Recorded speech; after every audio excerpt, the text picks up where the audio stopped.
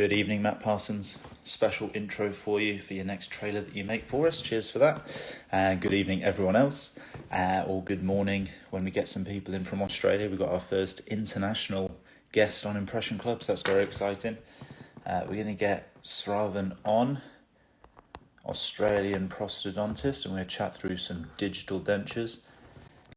Commitment to the cause, because I think it's silly o'clock in the morning down in Australia. But I know he's up, he's had his coffee. Hopefully he's raring to go. Get everyone checking in. Hope everyone's doing well. Hey Farhan, how you doing?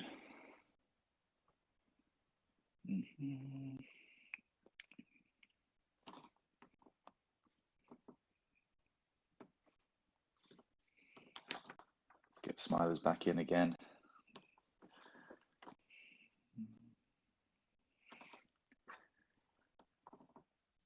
Alexandra too. It's 9 o'clock in Turkey. Well, there you go. It's a bit later on there.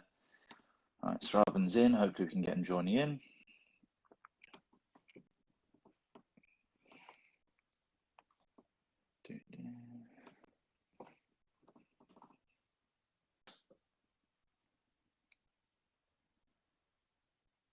Unable to join. Fantastic.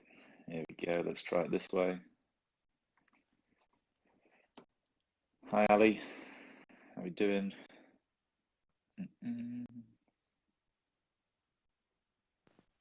Hey, there we go. Hello, mate. I'm good. Good day. I was half expecting to be upside down and disappointed. Oh, should I try this one? No. How you doing, man? What time is it over there? 4 a.m. Oh, that is commitment. I thought you said the clocks were going forwards for you. I thought I was. I was incorrect. We deliberately did it in September. It was October it moves forward. Well, either way, I mean, I think it moved at the same time from when I looked it up later, and I thought, well, it's all good now. So, I mean, commitment to the cause, my man. How's Friday looking for us? What's the future got in store for us? Well, I'm working at the government public dental clinic here, so Nice. and yeah, so it's a nice change of pace. So I can had a look at my schedule yesterday, and it's not completely racked and packed with lots of people. So So this is like when you say it's the government clinic, like that's the hospital setting. Yeah, so so I'm in Adelaide, so that's the Adelaide General Hospital run by the government organisation. So predominantly for low income and pensioner patients. So plenty of pros. Sorry. Plenty of pros. Yeah, plenty of pros. And I'm hired there as a prosthodontist, so lots of different so fixed, removable, implant prosthetics. So it's a mix of everything there. So any of this digital stuff going on there? Sorry? Or is that any of this digital stuff going on there? Is that a bit too fancy? At the moment, no, but I think there's hopes that we can push for a little bit more. But I guess that's something that we could talk about, is the fact that digital is probably a little bit more than what people are already doing. Quite a lot of digital is just a lot more behind the scenes, particularly in the lab and laboratory setting. So 100%. And yeah, so hence so there is digital per se already in many laboratories and many settings that you may not even be aware of, and or you are aware of, but you don't necessarily attribute it to digital dentistry, at least straight away, until you actually 100%. And that's something we were talking with Simon. So we were talking with Simon last time, as he was talking about CEREC and things like that, and you go, well, actually, a lot of the labs are milling crowns now. You might send them an iTero, or you send them they're going to scan the cast and mill it, and and you must also excuse my internet connection as well, because the internet connection in Australia is probably not one of the best in the world. So if it's got a long way to travel. Then yeah, so it's a common complaint amongst Australians. It's the internet is not so great. So good. Other places around the world. So we'll make it work. So I'm just going to open up. Yeah, I'll open up my folder because I had a little folder prepared for us. Perfect. And whilst you're doing that, do you want to just give everyone a little bit of an introduction in terms of yourself? Because obviously a lot of this is going to be UK stuff. They're not really necessarily going to know about you. So just give us a little intro about what you're doing and what we're going to chat about. Yeah. And Mike says he's 100% digital now in terms of his photography. He's moved away from his Polaroid. no longer on film then. Film and slides. So, but yeah. So as I said, I'm a prosthodontist in Adelaide, Australia. I trained in Sydney, Australia. And prior to that, I actually did my undergrad, so my basic dental degree in Adelaide itself. So I've moved back and across multiple cities across the country. So I think the last time we talked properly, Rupert, I was talking about the fact that Australia has been fairly lucky in the fact that we haven't had very much in terms of COVID or lockdown, except for my home city of Melbourne, which unfortunately had a lot. But then soon after we talked about that, then we had a very big uptick in Delta variant COVID across the whole country, where we had a lockdown in Adelaide, which thankfully was only a short period, but the other New South Wales and Victoria, the other two most populous states in the country, and both simultaneously locked down, which is very unfortunate from an economic point of view. How is that affecting dentistry in Australia? So dentistry in Australia, in those states, is predominantly emergency only. So as I said, here in South Australia, because we've gotten a bit luckier as such, we are predominantly, the smaller states are predominantly working as normal. So, albeit with heightened infection controlled and restrictions from that point of view, the actual clinical dentistry is practically close to pre-COVID. Is what we're saying. So, and how is it in the hospital? Because I know with the hospitals here, it's all open plan bays and things like that, which obviously is a nightmare. COVID. Is it the same? So the open plan bays is very much a feature. We've got very large rooms with lots of ventilation in the specialty department. So and a fair amount of screening that goes into place. So if there's a whiff of anyone that's been from a hotspot or anything like that, where there has been known COVID cases, then they tend to be deferred for until they have been advised by the state health department, because they monitor and track most of the cases that come through. So yeah, it's so a lot of the back end work has been done by the administration for us to screen the patients before they come and get seen by us, and in private practice, my reception staff are trying to do the same as well. So.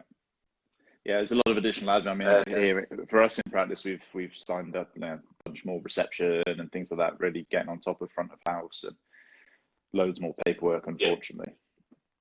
So digital dentures, let's jump in, because I don't do much. I've done a couple of bits. I'm interested to hear what you do, because all I've done one case where we've pulled off a digital model to make some special trays and then done the rest of it conventionally. I've done that one that I posted the other time, which was purely from a scan immediate, and I'm doing another one of that at the moment, which I'm fitting next week. So that's it for me. What's digital dentures for you? Well, we can start with, let's see if we can see the screen clearly. Yep. So I had a couple of cases here. So this one is a design of sort of special trays. So so you've got upper and lower. You've got posts there to try and get an approximate articulation, and that's from a centric tray. And that was scanned off primary models. So a conventional alginate poured up, scanned. Are you familiar with the centric tray from ImpressionClub? Ricardo keeps trying to send me some to get me to use them and try them out, but yeah, I know the drill, but still haven't ventured there yet. Yeah, I don't have any pictures of that specifically, but that was what was used to get the approximate vertical dimension and estimate how the primary models get put together. So I went on to then, those designs were sent from a technician who designed particularly the occlusal part for me. So there are some softwares available for free from Zircon's arm. They have a custom tray software. So you can scan in most models, import it into that, and actually create a base and a tray. What's a bit more challenging from that is getting them articulated together. Right. That part is a bit more trickier for me. So I'm not a big whiz in CAD/CAM, all that sort of stuff. So that's part of the reason why I get some of my technicians to do that for me. There are some that can do it better. So in this case, this is when I was printing a lot more. I'm not printing as much as I was before, partly from a time perspective. So I took the designs that were given and got them ready for printing. You can see all the supports and everything like that. And this was, this was the primary cast that was poured up. Yeah, so it fits quite nicely. So undercuts are blocked out, close fitting tray. So, and this was another cases where, on top of pouring up the primary impression, before doing that, I've actually tried to scan that in with the intraoral scanner. Which scanner have you used for that? And that was a prime scan, so from Ceric. So yeah, and most technicians are able to actually invert this and turn it into a digitally poured model. Then from that digitally poured model, then they can make custom trays and things from there. So it's not. So this is the acquisition part where I was talking about is you can acquire a digital scan of either directly intraorally or of the impression or of the stone cast. Yeah. It's easier to get an impressional stone cast on a desktop scanner, but if you have something like a Ceric Prime Scan or a Medit, I think, or Trios, I think those three can take intraoral as well as extraoral, model scans fairly accurately, accurate enough to do custom trays or anything like that. Yeah, I've tried with iTero to do models and imps, and iTero just can't deal with it. Our new face scanner, the Insta Reso one, that does models and everything. That's really, really cool. We'll talk about that later. I think where are you on scanning ridges rather than imp? So that's where and I've got another case for that, but I'll talk it's a bit down the track if that's okay. Partly because and generally my preference is still impression for complete denture cases. But where I have been avoiding the impression is I think I've lost. Where I've been avoiding the impression is predominantly immediate denture cases, and where you've got mobile teeth in particular. So the part of the referrals that I get is patient has got loose teeth but wants an immediate denture. So I've been starting to, I guess, avoid impression material in certain cases because that's the request. And I can run through a bit of a workflow in another case that when I get up to that. Yeah, that's the main use that I've done it now. for. Yeah, let's go for it. Let's go for it. Let's go for it. Yeah. Let's do it. Yeah. Yeah, the mobile teeth, that's the one that I've used it for, is that one that I shared last week. And it was whatever the other day's post as well. It was super mobile anterior, and I've done Mike's clever little open tray impression. It worked really well, but this case, the lady, every tooth was at least grade 2 mobile. I'm just thinking I'm not going to be able to repeatedly put this in and out 2 or 3 times to do the really mobile front one. So I just went for the scan, and to be fair, it worked a treat. But she was fully dentate 8 to 8, so it made it easier to get a good scan of the palate, things like that. Yeah, exactly. Yeah, exactly. And I think that's where it can be a bit different here. So, like this particular case, I was hoping to keep the 6s, both the lower first molars on both sides. When we took the OPG, one of them was cactus in terms of very little bone except around the tip of one of the roots, essentially. So, and the other one was not so great either, but I figured this person has never had a denture before. Opposing arch is a fully dentate maxilla, and it was a class 2, fairly moderately deep bite.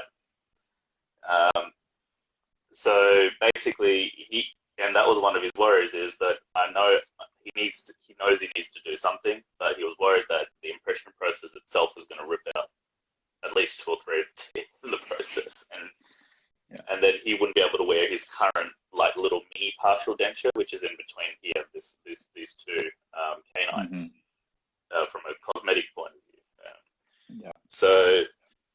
So I took that to effect, and I took heed of that, and I started scanning the lower jaw, and this was before the latest CEREC update. The latest CEREC update has actually improved the tissue scanning a lot more, actually. So that's something to know. Is it doing the same sort of things as iTero, where it's trying to actively delete gums and tongue and things like that? So that's why it. Yeah. So they've also incorporated more like impression modes that don't aggressively delete the cheek as much. So that was one of the issues I had before when trying to do tissue scans, is that the moment it encounters something slightly mobile in terms of the cheek, particularly at the sulcus region, like around those areas, you'll just automatically delete it, and it was a pain in the neck, actually. So they've put in impression tray and impression modes, which are a little bit less aggressive in their AI for cutting these edges and things like that, which has been a boon for me because it made my tissue scanning a lot more robust. So you can kind of see I've very much kept it like a secondary impression, getting the retromolar pad, getting the depth of the sulcus, up to the what Mike would say is to the junction of the movable and fixed tissues. So, and then I've actually tried to cut and neaten everything out so that you can go back and do that with this. Yes, exactly. Yeah, so you can cut out and neaten everything up so it looks like a secondary impression, and you've got the margins that you want for the secondary impression. So you don't see as many raggedy bits, and that was because I edited and cut a fair few of them out as well, and just to make it look like a model. So then this was then printed, and when it was printed, the teeth were manually cut off, just as you do in conventional processing. Yeah. And then the denture was conventionally processed on that model. So nothing gimmicky here, but the point. What makes this different is that the margins and borders were generated intraoral scan. And while the patient was there, I was just trimming the model, just like in other posts I've shown, where we were marking the potential special tray borders on the impression before wiring them up, similar to that concept. So, and yeah, so basically that is what we ended up with. So, like with anything, it was a great fit. Occlusally, it was a great fit on the tissues.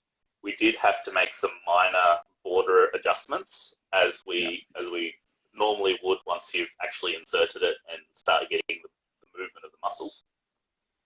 And I went through my usual process of seeing them every few weeks to change the soft lining internally. So and that was the key to the process. I wasn't needing to worry too much about being too overextended or underextended, because my protocol then dictates that I just go see them every few weeks as the tissues heal and give them something a bit more to fill into those gaps while things continue to heal. Yeah. And that's where the beauty of it for immediate dentures is, isn't it? Because you've got that fail-safe. Exactly. As long as you've discussed that beforehand with the patient, you've incorporated those costs or whatever in terms of that clinical time, but as long as you've got the teeth there in the right place, you're quite happy that it can be a little bit off in terms of the fit surface, because you're going to change it. It's going to adapt. The same way as for any immediate. A conventional immediate, you're still going to say it's a guesstimation, 100%. And so then what's the difference between a guesstimate alginate impression, for example, and taking an intraoral scan? And in fact, I find that doing it this way, I probably get a better result compared to. Yeah, I was super impressed with the one that I did for those anterior teeth. I'm really impressed with the quality of that scan that you've got, because I think we've only got iTero at the moment. I don't think I'd be able to get those kind of extensions with an iTero, like retromolar pad and stuff. No way, it wouldn't be able to do that. Depending on the AI and or how it's scanning protocol, sometimes it just doesn't want to get it. It's like, oh, it's soft tissue. Shoo, go away. I don't need. Because it's focusing on the teeth. So, and as you say as well, the key thing is with these sort of scanned impressions is you're not going to get that functionality.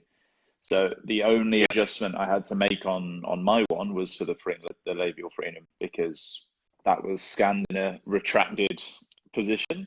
I just had to notch it in, but everywhere else it was just clicked really, really well. So because and that's the difficulty with scanned impressions, is you're not going to get the dynamic movement, and so hence you've got to be prepared to really chop it up sometimes, or retract it in a way where you try to get as much of that functional sulcus depth as much as possible, and that's not easy depending on the size of the head, because some of those scanner heads are like fairly large.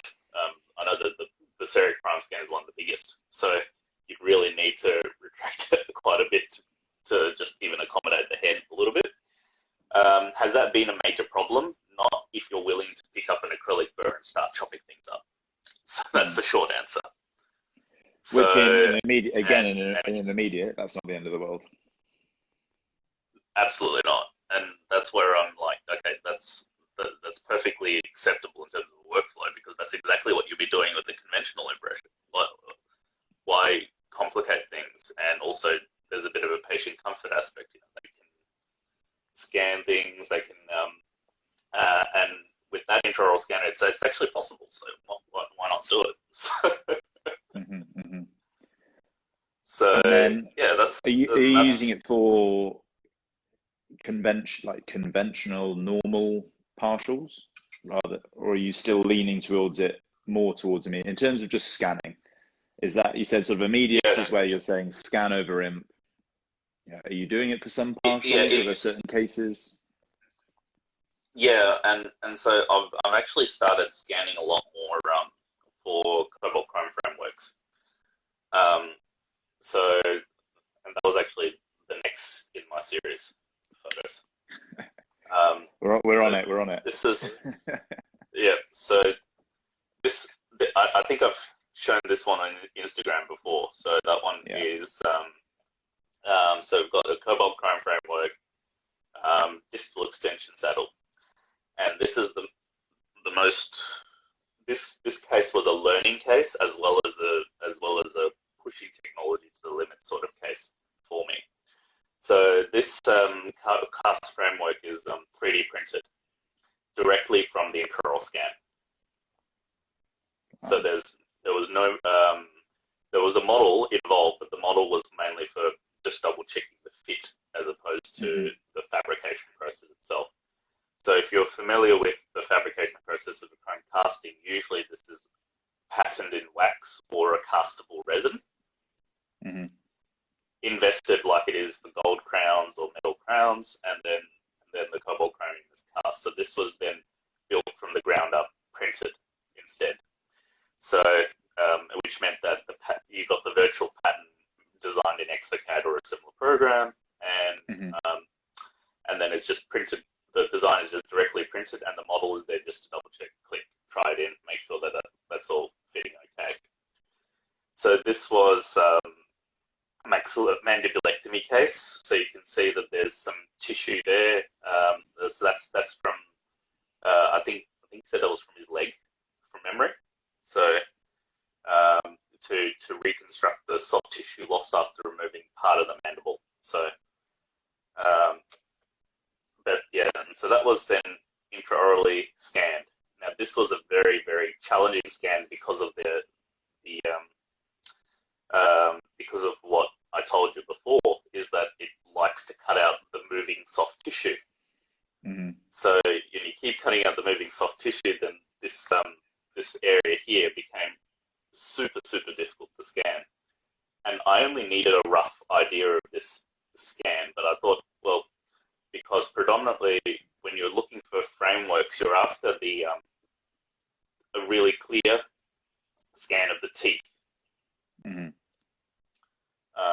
Let me just see. And so this is there we go. So we've got a really clear scan of the teeth. His previous denture had sluiceways for for the clasps here. So it was already prepped. So I was able to make use of all of that in these areas for because he has a very tight occlusion. You can see that the teeth are very worn. So if those weren't there, there's actually zero room for the clasps to actually get in between. So the intraoral scan, just like putting two models together, would actually show you how much intraocclusal space there is. Yeah, as if this case wasn't hard enough.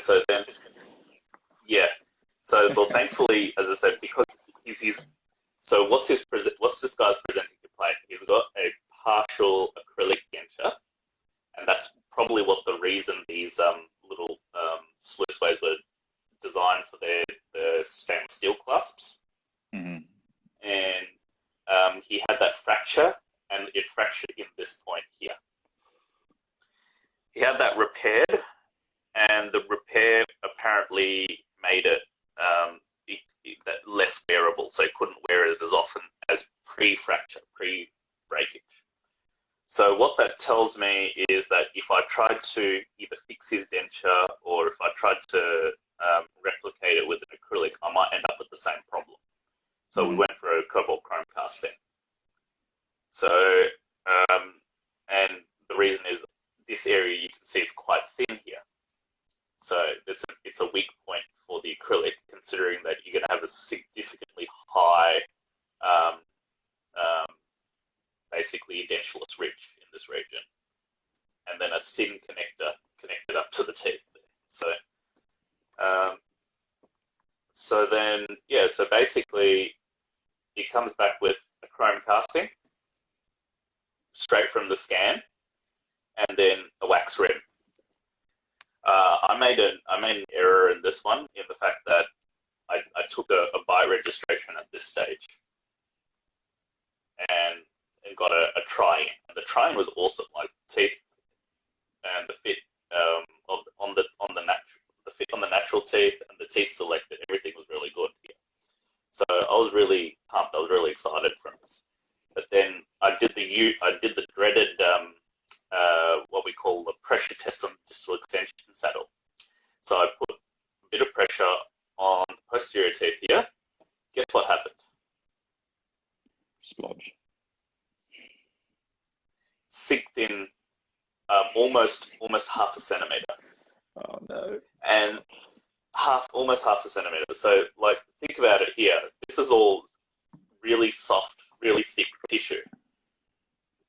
So it's not really well supported. Mm. And the intraoral scan obviously cannot get that nuance of, I need support on this tissue. Can you take it? You can't compress it for me if you know that. So I've got this really awesome try-in, and then like, shit, it's not compressed. Yeah. So I started relining the distal extension saddle. So each time I was adding onto here, I was ensuring that the cast framework was as fitting and stable as possible. I didn't want this to essentially treating it like an altered cast impression. And that's what I thought he was going to do. I thought this technician was going to cut off the model and then re-pour the altered cast. Phones me up and he says, instead of doing that, can you just take an impression, an alginate over impression over the top? No. And I was just sitting there thinking, why not just do the altered cast? But then I realized, actually, that would simplify the process quite significantly. And so so we did the wash impression and this is after about 3 or 4 layers of heavy body, by the way. Mm-hmm. So normally 1 or 2, one heavy body and a wash is sufficient. But in this case, the only way I could get to compression was about 3 or 4 layers of heavy body, not even medium, heavy body. So once I got it to a relatively stable point, we just put a bit of flowable light body and then picked it up in an alginate. Mm-hmm. So key things about picking up alginate, and this would be really helpful for a lot of people, hopefully, is have you noticed that the alginate is really trimmed up here, so in this area here. And then the alginate is nowhere near the level of the base of the flange, and that is actually by design. So we spent all this time with the compression of the tissues here and creating the proposed new flanges, and you don't want it to then just be washed away by this really silly, stupidly overextended alginate, basically. So you trim it back so that any alginate that goes beyond your border molded area is not visible. And then that will, so I'll take it up maybe 3 or 4 millimeters. Mm-hmm. So exposing 3 or 4 millimeters of the flange. Poured up. Then this is essentially an altered cast model without actually doing the altered cast. Yeah. So I looked at this and I thought, yep, we can do this for future cases. That does simplify it, because altered cast stresses out a lot of technicians. Yeah. Altered cast is a lot of work. I did it a couple of times in my postgraduate career, and I think just the lab steps and how long it takes, and what's the overall benefit. Short answer is, if you know that you need to do an altered cast, is there an easier way to do it? And this was serendipitously, this now is going to become part of my potential normal when doing similar type of cases. I think I'm going to do that as well, because it just makes so much more sense. Yeah, I mean, it's altered cast without doing faff. the more arduous laboratory steps. Yeah. Because this will do just as good a job as a new mastercast. Yeah. So yeah, so that's that one.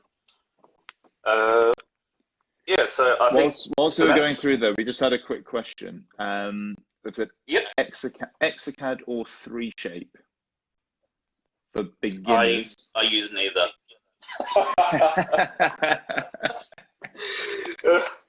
But for beginners, for beginners, I think. Well, see, that's the problem. Like, sometimes it's partly dependent on the scanner, and if you've got a Medit scanner, I think that's integrated with Exocad. So you can actually get that directly integrated from the scanner to the actual modules. I think Exocad, you can really chop up the modules, so you can then buy the ones that you are likely to use more often and then add to it later. 3Shape tend to be a little bit more, I would say, a little bit more centric around, the packages. So you can't chop them up into smaller packages like you can with Exocad. So if you plan to do a lot of your own lab work, then perhaps Exocad might be better, because you can start off with the things that you're likely to do and then just move up from there. But caveat to that is I've actually never properly used a lot of the software myself. So hence I have actually almost minimal hands-on experience as to these particular softwares. I've used other softwares. So for example, the Zircon Zahn software I was talking about, the one for making custom trays, that's actually really nice, easy software to use. But I've got a copy of the older version, which was a bit easier. The newer version, I think, seems to crash a lot more. So I installed the newer version, having some issues with that, and I think a few people I knew were having issues with it as well. So we ended up rolling back to the older version. Backdated. So one thing about technology is that you don't delete the older version until the newer version's proven itself is probably a safe recommendation. So so that's one workflow that we kind of sort of serendipitously worked out that this is an easier way to proceed with altered casts, and subsequent distal extension saddles where we did have to do a bit more saddle compression. So that was the way of combining the digital and analog workflow, because you can't achieve everything, particularly in distal extensions.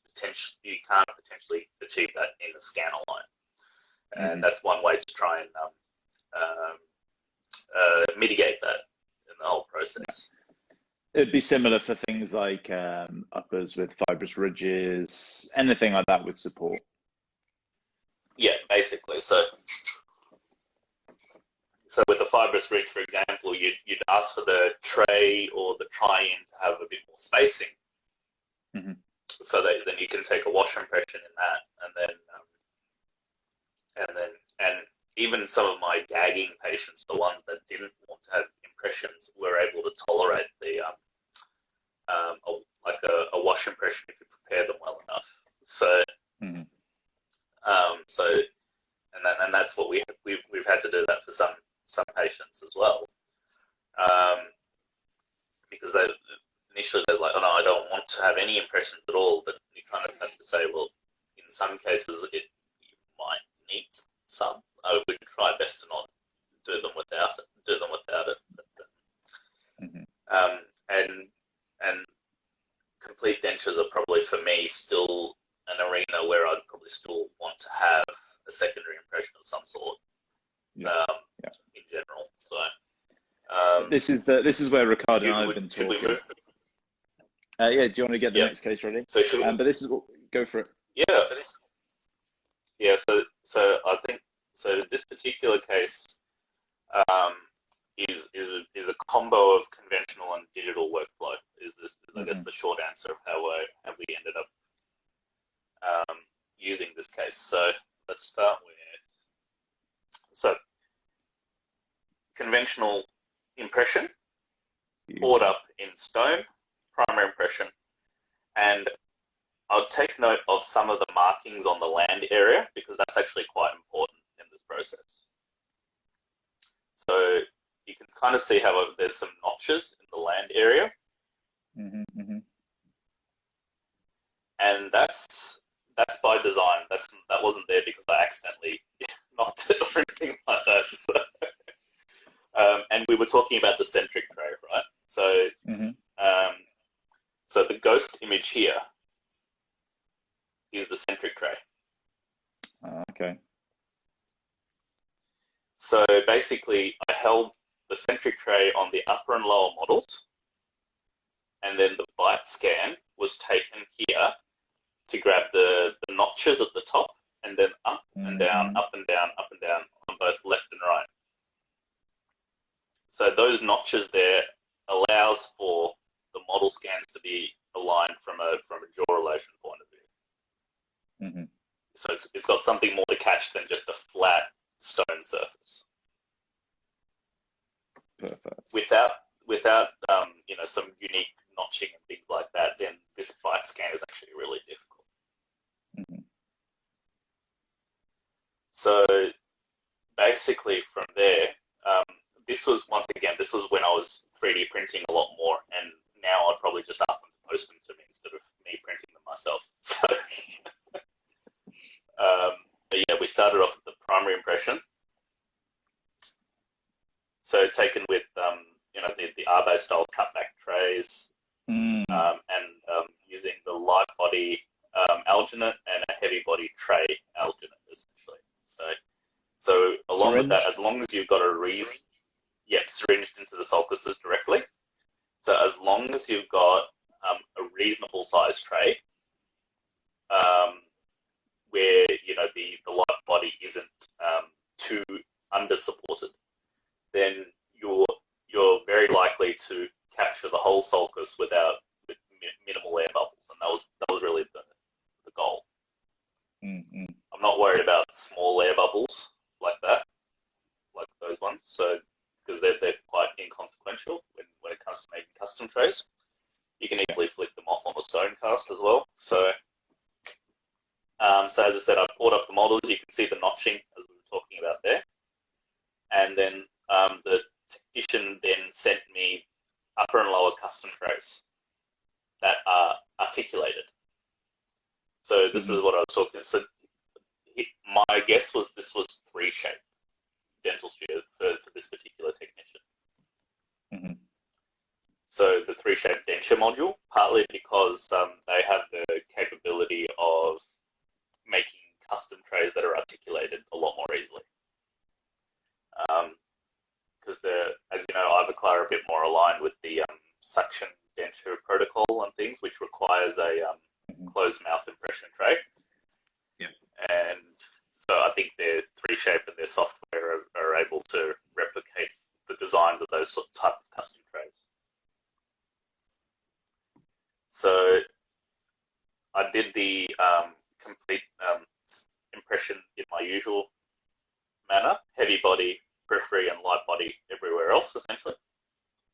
And the trays themselves have got retention. So when you look at the trays having the secondary impressions having retention, you want them to replicate that as much as possible. Okay, so we took a bite registration, and so we've done secondary impression and jaw relation all at the same time. So then you're asking me, okay, well, what about, you know, incisal ledge position, occlusal plane, all of that sort of business, because there's no wax here, as you know. So I actually printed a second upper custom tray and drew in midlines and an approximate occlusal plane. So, and because this is an exact copy of the previous custom tray, that can be merged in the software, even though it doesn't have the secondary impression as such in there. So you can use that as a fairly close guideline to, this is where I want the teeth to be. Mm-hmm.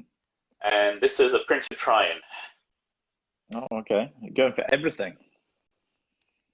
Yeah, so basically went from secondary impression appointment to printed try-in straight away. So they designed it on the software as well? Correct, yeah. So it was all designed on the software based on, I gave them the molds I wanted to use, and I gave them Ivoclar molds because I knew they were using 3Shape. So it's all that system there. I had one complaint about the centrals being slightly long, but I said, look, that's actually something that I can fairly easily adjust intraorally if I really needed to, if the patient really wanted it to. This was then designed as a, Ivoclar also have lingualized occlusion posterior molds in there as well. So I said, look, make it a lingualized occlusion. And there's about a 4mm overjet, which you can't really see in this image. But yeah. So, and then the dentures, then the next visit, dentures came back with the suction replicated from the secondary impression. So you can see the overjet a little bit more there. Mm-hmm.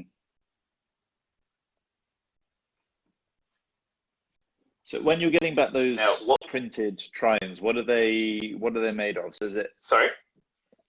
What are the? Hi, Baron's checking in. The Aussies are coming in now. What are those printed try-ins made of then? The printed try-ins. Is it like a pure like block just printed out? Yeah. That's a monoblock. Yeah, monoblock, and you can use this but it's just replicating the mold of the teeth. Sorry, it cut out a little bit, probably. So is it replicating like the mold of the teeth? They're like picking a certain mold and it just sort of adds it on the software and then it prints it out. Yeah. So the printed try-in is essentially a duplicate of the final product. So it was designed pretty much to be like the final denture. Yeah. So if there's an issue with an extension, if there's something like that, then the whole idea is that get a burr and start adjusting things. And if there's a big correction required, then you get impression material. So if there's minimal corrections in this process, like there's almost nothing. Like in this case, the only correction that was requested of me was just to take the incisal edge maybe down slightly. And if that's the only issue, then the extensions are good, the fit is good, I would essentially send an email back to this technician, which is actually at least 2,000 kilometers away, by the way, this technician. So I just sent an email saying, ready for processing, ready for manufacturing. And that's what we came back with in a couple of weeks. So now, any guesses as to what this denture is made out of? Are you going to tell me it's the Ivoclar disc thing? The Evotion or whatever they've called it? Evotion? No, actually. I think at this time it was only just on the market, the Evotion disc. Dr. Shank's just asking here, is the base and teeth printed separately and then stuck together for the try-in? The try-in is just one block, right? Try-in is one block, monoblock. So it's the design of the final denture in one block. So basically, if I wanted to make changes to that, I would have to post it back. So if I make any major changes to the flanges or the fit or anything like that, I would need to post it back because they would need to rescan everything and then change the actual files for print for milling. So these are completely milled, but these are milled in teeth separately and base separately. Yeah. They do not look like milled teeth. They look pretty good, don't they? So, I mean, that was the concern I was having. I was worried that the milled teeth might look a little bit more monoblock or a bit more lifeless, but I think he's put some life into this actually. So, that was one of the questions that we had as well. Was printed versus milled and things like that. Have you had any experience with the iVotion discs? No, I don't actually. So that's probably a question for someone who's a bit, so someone who can talk a bit more about the manufacturing process. So, but it might be Eric's follow-up. But if you can see, like, I think he's manually put in some more stippling and things like that here in this case and it's still really well super polished so the milled discs seem to have a little bit of extra translucency towards the edge. So I think they've got some discs where it's not just a pure PMMA monoblock. So I think they've got a bit more of a life in them.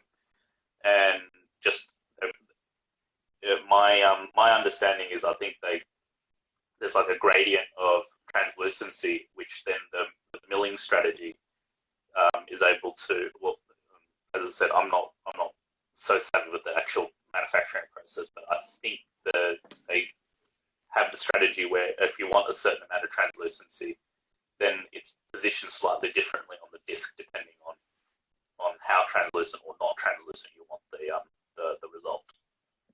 And with the process, then the final processing, you've got that try-in, which they would, if you've not sent it back, they've then got. So are they able to finish it conventionally? Are they able to essentially duplicate that? Because you've selected a mold, you've sort of picked, Fenaris, Soft 3, whatever, blocked in. So you could put those in. So you'd be able to make it conventionally as well from that. A little bit more fiddly than just a wax try-in, but yeah. Yeah, it's a bit, So you could do it conventionally as well, because I think what they'll do is you'd pour it up as if you sent a wash impression at try-in back to the technician. As long as you haven't made any major changes to the tooth molds, then it's possible to put it into the investment flask and process it conventionally that way. But it's kind of it is a bit more risky because in the software, particularly in the 3Shape software, I think you can actually get the standard sizes that's on the card. Then I think you can also alter them. You can make them bigger, smaller, wider, all of that sort of stuff. So the moment you start customizing the teeth like that, then you can't use card teeth, essentially. But I think you can say, I only want to use card teeth or something like that in the software, and thereby it locks the sizes, so it doesn't give you the option to change them. So once again, not actually having hands-on experience with the actual the laboratory software, I can't give you that 100%, but that's my understanding of their features, because they have a whole bunch of sets set as card teeth, which are direct, which I'm assuming are the manufacturer sizes for each of those individual molds. We just had a question there saying, can we mill the PMMA block and then put pink composite onto the flanges, characterization, things like that? Will the PMMA bear the load? And then Mike said, is the base of the finished denture PMMA, can the base be relined or repaired? Yep, both answers are, I think the short answer is yes. And another question, all the questions are flying in now. Can any chair side adjustments be made? If so, how do they transfer it to the final? So we've sort of covered that a little bit already in terms of if it's a little one, you can cover it. Yeah, I'm assuming he's talking about making chair side adjustments at the try-ins, and the answer is so if the try-in is good, they've already got the design. You don't need to send them anything back. But the moment you make any alterations that affect the fit, flanges, or things like that, then you'd have to send them back for them to rescan and redesign based on the changes, essentially. So that's the short answer for that one. PMMA, so these are all PMMA blocks, so they can be treated like your conventionally processed PMMA in terms of relines and that sort of stuff. And then the composite can be added if you wanted to. They're not in load-bearing areas, so as long as they don't get dropped on the flange, I don't think there'll be a problem. They're usually sandblasted, bonded, and added on. So once again, I'm used to doing internal staining on acrylics, so I'm not as familiar with the dynamics of the composite on the pink flanges. So when I was doing my own processing many moons ago, I was doing internal staining with Enigma color tones, I think it was, and I think some people still use Enigma color tones. So I ordered my kit, and I was like busily trying to stain as many of my cases as I could, so just out of practice on patients that wouldn't care either way whether it was stained or not, just so that I got a bit of a handle on how to process it that way. And those were PMMA powders, I think, if from memory, the Enigma color tones. So hence it's similar to the heat cured acrylic. So what's the longevity like on the composite? Is same thing, same sort of impact acrylic? What are the stresses? I think these are high impact acrylic. I believe these are high impact discs, but I'd have to check with them to double check that. Because I personally would prefer high impact generally because I want to keep things thin, and when you want to keep things thinner, I want them less likely to break, and I haven't had too many break, thankfully, after that. After going mostly high impact, so. But yeah. Okay. Let's see what are we up to. Yeah, I think the interesting thing with this is how you can do it with various parts. You can do it analog, various parts you can do it digital. Like Ricardo and I are actually looking at doing one case with in 3 different ways. We're going to do it all conventional. Yeah, we're going to do it trying to scan the arches. We're going to do it taking imps, but then scanning it all and doing that all the lab side digital. And we're trying to do it, and we do the same outcome. One lucky patient's going to get 3 dentures.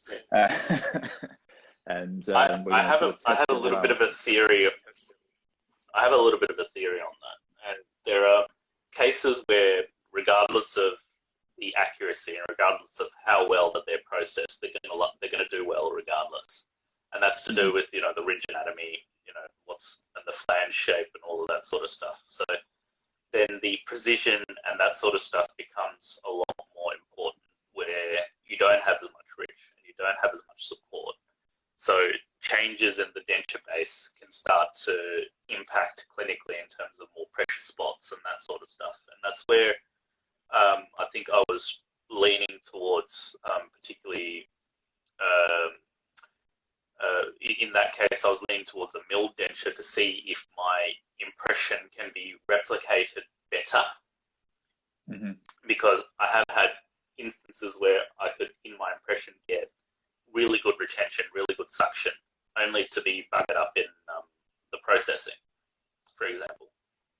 And there are many reasons that it could be changed, and a lot of that, one could be that the way that the master cast was treated and brought up, for example, and also what acrylic was used, whether it was mixed properly, whether there was more shrinkage or than anticipated, all of that sort of stuff. We had a run where in a past life we had a run of dentures where, particularly the maxilla, I'd have a really good secondary impression, what looked like a good master cast, only to come back with almost what looked like a warped acrylic base, and then I'd put fit checker or silicone in that just to see, like, why isn't it holding up? Why isn't it working? Only to find that the palette has massive, like 1 or 2 mils thickness of silicone in between, which definitely wasn't there in the try-in or the secondary impression. So it's kind of like, where did it come from? So all of this, and let's say that that person had an absolutely beautiful ridge and a massive ridge. Maybe that wouldn't have made that much of a difference. Maybe it wouldn't have. But a person with a super flat ridge, you're relying on as much support and retention as possible. Those things matter a lot more. Mm-hmm. So the precision. So you feel scanning the imps there is going to be better? Yeah, so if you digitize the secondary impression and then digitally pour it as we were talking about, in theory, you've got the negative imprint of your negative to positive imprint of your secondary impression. So in theory, then perhaps this is getting rid of some of those potential inaccuracies. And then the same thing from like the milling of the denture base. For that reason, like my suction that we captured on our secondary impression was for the most part replicated in my final product, whereas I'd be crossing my fingers maybe sometimes if it was conventionally processed. Another error that I do find in conventional processing sometimes is that the flanges may not be copied as per your secondary impression. So you get flanges that are too wide or too narrow, or in some cases the flange is uniform all the way across, but in your secondary impression it was definitely not uniform all the way across. So you start getting areas where it's just encroaching more on the neutral zone or the cheeks or the tongue, cheeks or the lips, because I wanted the thin flange up here, but then it's like bulked out. It's easy for them to dislodge, for example. And then you thin it back to similar to your secondary impression. You're like, oh yeah, now it's back to where we had it. Yeah. So yeah, there we go. Another question: scanning of poured primary cast or scanning of primary impression. I find the scanning casts are easier. But then you're saying you're concerned that if something's gone wrong with the pouring up, you've then brought that inaccuracy into your scan. Yeah, so I mean, if you're doing it for primary cast, then that's negligible because generally you're doing a custom impression afterwards. So secondary impression, like for example, one thing with an intraoral scanner is getting particularly this the crest of the ridge can sometimes be a bit difficult if there's overhangs and soft tissue undercuts, because getting the scanner head to really sort of get into those areas may not be possible depending on the size of the head or whatever. The lab desktop scanners are better at doing that compared to the intraoral scanners, because they're doing larger swathes of stitching on the desktop scanners compared to the small stitching of the tiny head across the whole thing. So like in that Chrome case, when you did that primary scan, so obviously then you've not sent anything then. If you're taking, say, the imp, are you scanning it or are you sending the imp for them to scan? The secondary imp? Are you talking about... for any of the cases? Yeah, so for a Chrome case, I've actually been just directly sending the scans. So they've been the Chromes have been made directly from the scan. So I haven't actually taken a secondary impression in many of these cases, except in those distal extension cases where I wanted to alter the distal extension. Yeah. And even then, the casting is not made. The casting is made directly from the scan. So, well, it leads on to this case. So I think I've recently put this case up here. Yeah, this is a good one. Two lower incisors.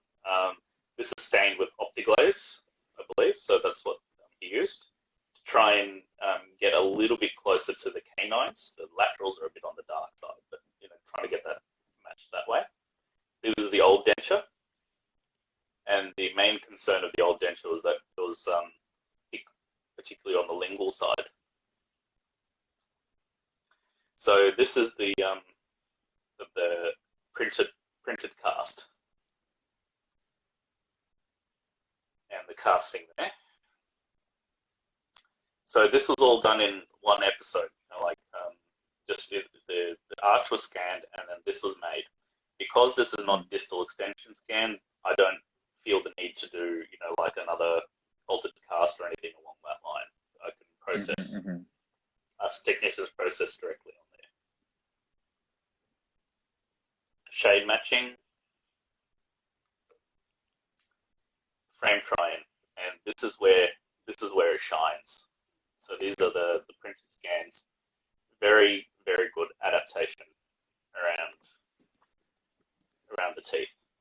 Which makes sense, right? Because, if everyone loves doing their scans for their crowns, their bridges, their onlays, because it's more accurate and reliable than a silicon impression. So why would it not be more accurate for a precision thing like a chrome? Yeah, and that's exactly right. So there's enough landmarks in here that as long as the teeth aren't particularly mobile during your scan, then in theory it should be able to get a really accurate intimate fit.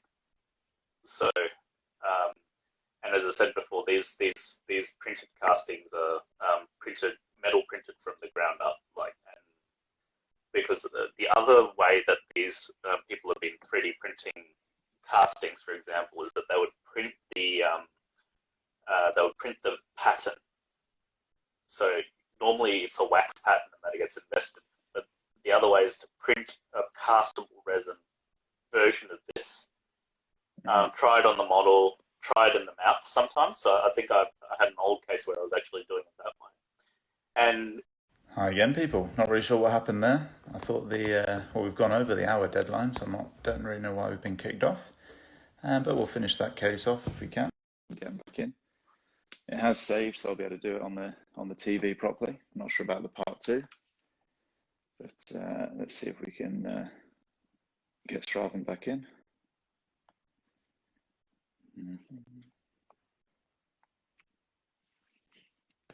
Hello. Don't know what happened there, bud. It's not even. We're back on. Yep. Yeah, we're back. It's not even like the hour clock changed, but I think we'll just give everyone a minute to try and get back in. It has been. So yeah, but they got rid of that, and we've gone over the hour anyway, so I don't really know why it would do that. Let's just give everyone a second to get back in. The first bit's saved, so I'll be able to post that as normal. I don't know what I'll do with this. Maybe I should do it as a 2-part, but that's fine. Yeah. Perfect. I don't have very much left, so that's all right. Should we crack on? Where did we get to? Sure. This so basically as I said, the cast framework fits very well, but the original digital cast framework is basically printed patterns, as we were talking about. So when we do the printed patterns, you can get multiple designs made up sometimes if you're trying to test different designs out. Check them intraorally, and then depending on the how it is intraorally, you can say, oh, I want this particular design. That gets sent back to the technician, and then they can cast that. But I think sometimes that can have its own inaccuracies because they're flexible, so they might sort of flex and move around. They're not fully rigid, those castable resins. So that's a potential pain point for doing it that way as well. So it's still 3D designed, but then that way. So but yeah, so that's the try-in before it's all stand up and finished. So they've done that convention. So they've done that conventionally for you then. At this point, they've just added. Yeah. And it becomes a conventional process at that point. So once again, it's still nice and well fitting.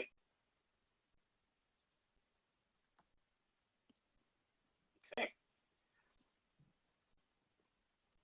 All right. So I've got one more case to share, and I think that's probably where I might finish it off. Perfect. There's not many pictures to this, but it's more of a talking point. Okay. So that's what do you see there, mate? We've got some acrylic bases, wax rims, dual edged by the looks of it. Yeah. So these were made from scanned secondary impressions. Mm-hmm. And so these are milled acrylic bases. So instead of processed bases, they're milled acrylic. So instead of being conventionally processed. So so this instead of and this is instead of doing hard acrylic record bases, which are made with light curing material usually. So essentially, this should be the final fit. So if this being clear, you can put it up and see, okay, well, there's pressure spots here or whatever the case is, and then they can be adjusted. Yeah. Once you get the final fit really good, you can add the wax onto here and use them as record bases for articulation. And so that's how we used to make process bases by just processing clear acrylic and then doing it in this conventional fashion afterwards. So the difference here is that the technician's taken the secondary impression, they scanned the secondary impression, inverted it, so it's turned it into a digital model, and then fabricated a milled-based design and milled it. So there was no model to this. So I got this back without a model. And then I took the records for the jaw relation. Yeah. So so that's so that's probably the last of what I wanted to show is and this was and part of the reason was I think we were looking at cost-effective ways to improve the fit in particularly those really resorbed bridges as such. So having the milled pucks are pretty pricey from what the lab techs are telling me. So, whereas these ones are the similar ones used for splints, I believe, from memory. So yeah. milled I think our splints are milled. I think from our technician, I think he milled those. So it's using a similar milled PMMA from the splints from that point of view. So, but yeah, so that was done without a model, and then from there it's a conventional process. They articulate that and set up the teeth in the usual sort of conventional process. Yeah, and this is hybridizing it, isn't it, and working out what's going to work best. So when I've been talking to Ricardo about it, I've been sort of like, as long as I do my bit the way I want to do it, you can do whatever you want. I don't mind those, but I definitely want to do. Definitely want to be doing imp stuff. I think the nice thing with scanning as well is it can speed up the process by a day or two as well, which can be quite handy in certain cases. Yeah, definitely. If they've got it in lab, in house, then that's definitely something they can speed up the process on. And so that's how the process dentures look there. So the base is modified for any flange or pressure spots, and then the teeth and peak acrylic is processed directly onto the base. So hence this hasn't been changed throughout the record base process or anything like that. So then it's absolutely fine. It's the same thing there. Yeah. So we ensured that there was no pressure spots or anything like that before processing, getting the jaw relation and processing. From that point of view. So yeah, I think that's probably all I have from a photos point of view at the moment. So.